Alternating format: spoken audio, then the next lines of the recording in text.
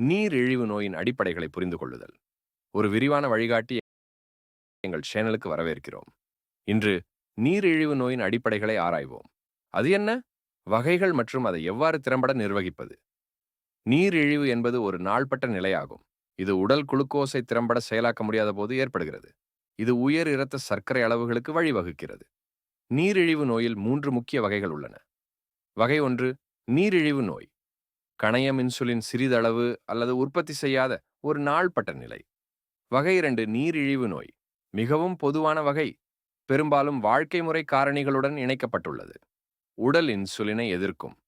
உடல் இரத்த சர்க்கரையை குளுக்கோஸ் செயலாக்கும் விதத்தை பாதிக்கும் ஒரு நாள்பட்ட நிலை. வகை 3 கர்ப்பகால நீரிழிவு. கர்ப்ப காலத்தில் ஏற்படும் மற்றும் பொதுவாக பிரசவத்திற்கு பிறகு சரியாகிவிடும். அதிகரித்த தாகம், அடிக்கடி சிறுநீர் கழித்தல், சோர்வு மற்றும் மங்கலான பார்வை ஆகியவை பொதுவான அறிகுறிகளாகும்.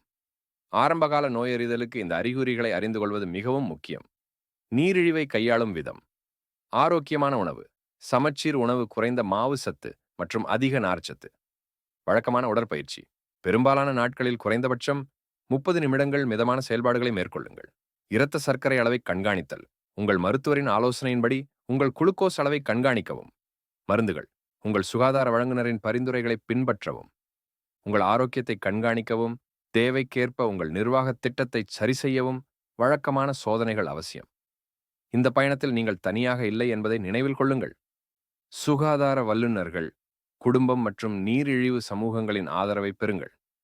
இந்த வீடியோ உங்களுக்கு பயனுள்ளதாக இருந்தால், உடல்நலம் மற்றும் ஆரோக்கியம் பற்றிய கூடுதல் விவரங்களுக்கு லைக் செய்யவும், பகிரவும் மற்றும் குழு சேரவும். கேள்விகள் உள்ளதா? கீழே உள்ள கருத்துக்களில் அவற்றை விடுங்கள்.